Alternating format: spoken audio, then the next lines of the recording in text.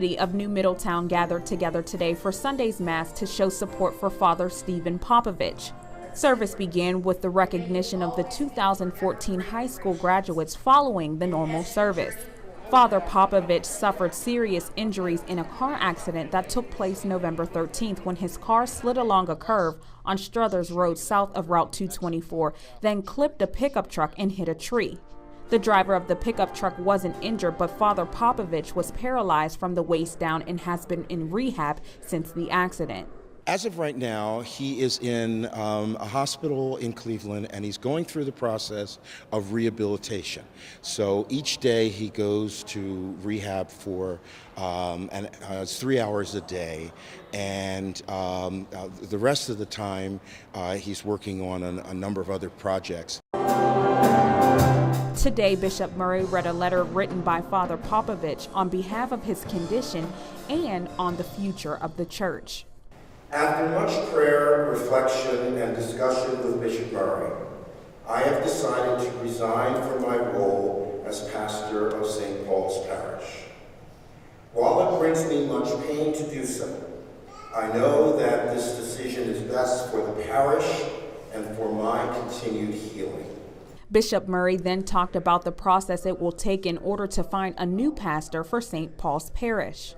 Any priest in the diocese can apply to be pastor of that parish. They send a letter to me, which I give to the personnel board. The personnel board will talk to the parish council here at St. Paul's to determine what the needs of the parish are. And then they'll try to match up the needs of the parish with one of the priests who has applied, and they'll make a recommendation to me to say, we think this would be the best person to be the pastor. Father Popovich ended his letter stating that the congregation will always be in his heart and that he will continue to pray for them and ask them to pray for him in return. With more local news, I'm Jasmine Monroe.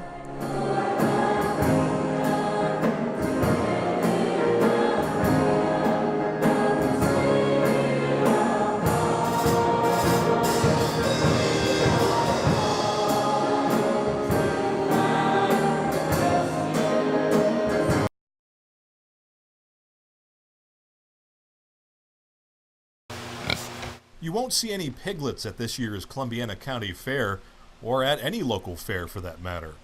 4-H groups are showing off their more adult pigs at the fair, hoping to sell them for top dollar. The porcine epidemic diarrhea virus, or PEDV, has led to the deaths of over 8 million pigs in the U.S., mostly affecting pig farms in the Midwest. It has been found in Ohio and in Pennsylvania. Farmers say the virus strikes the young. Anywhere from, say, 0 to 50 pounds when they're newborn to 50 pounds, 8 weeks. It's a diarrhea virus that kind of dehydrates them, and usually it's 100% mortality on the young pig. The virus does not affect humans, but it can be spread easily. That's why local farmers are already taking serious precautions to make sure it doesn't hit our area. You know, it's so easy for the bugs to travel on the bottom of boots, on truck tires that, you know, the feed stores deliver feed to farms where, you know, it could travel from state to state possibly. So pig farmers are usually requiring people to change their boots while on their farms, and they won't even allow trucks onto their property. Pork prices are already up 10 to 20% this year, and if the virus spreads, those prices could go much higher. That means you'll have to bring home more bacon to buy bacon. With more local news, I'm Matt Stone.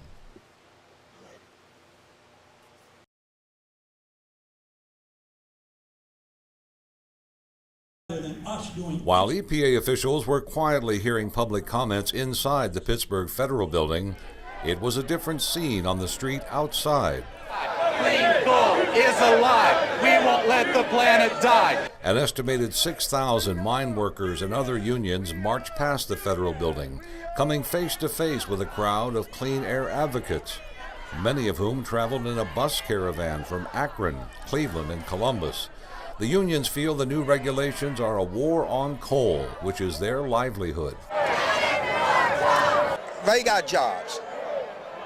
We will not have jobs if they keep this up. The other side says cleaning up the environment will create more new jobs that would bring the miners out from underground.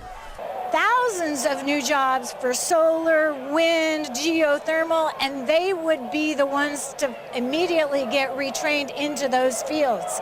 That is what we are supporting. We don't want them to be jobless. In the hearing room, Ray Roberts says he is urging members of Congress to take decisive action for the future health of his children. They're having an epic fail by taking no action, and there's great costs associated with doing nothing. The EPA says the Clean Power Plan has yet to have its final form, and these hearings will play a role in that final plan. We're going to take all these comments on board as we develop a final rule, which will come out next year. With more local news, I'm Glenn Stevens.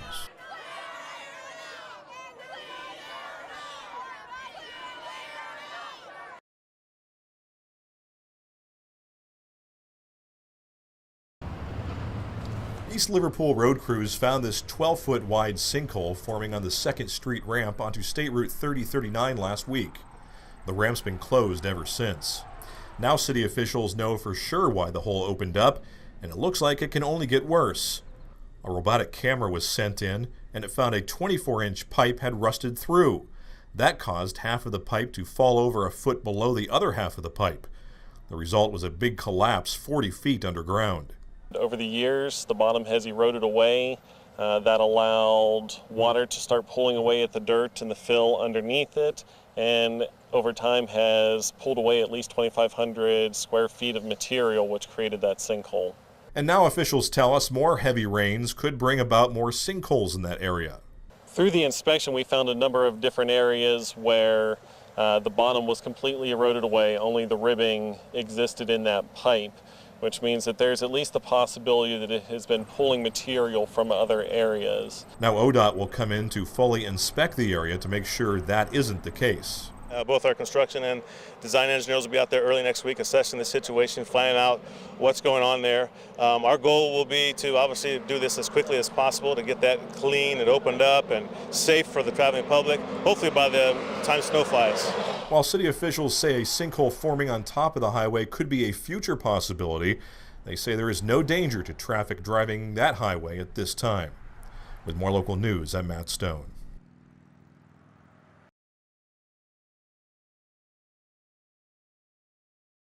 It was time for the Mahoning Valley to man up today for the Fuel the Fight car and motorcycle show, which featured hundreds of beautiful cars and bikes and a ton of family fun. It's a great day. We're going to have hundreds of really cool cars and motorcycles. In addition, we have Little Piston Park, which is a great little kids area. We have bounce houses and power wheel races.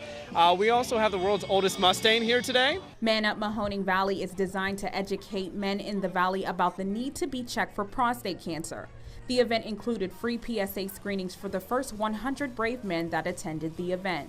Unfortunately, prostate cancer is the #1 diagnosed cancer among men in our valley, and it's in the top 3 diagnosed at HMHP. It's a huge issue, and we need to do something to get these men to have better outcomes. In addition to all the fun, the event showcased new technology used at St. Elizabeth's Hospital in Boardman called the Da Vinci surgical robot. Really, things have been dramatically improved since this robot has come along. As far as time to recovery, blood loss, pain associated with it.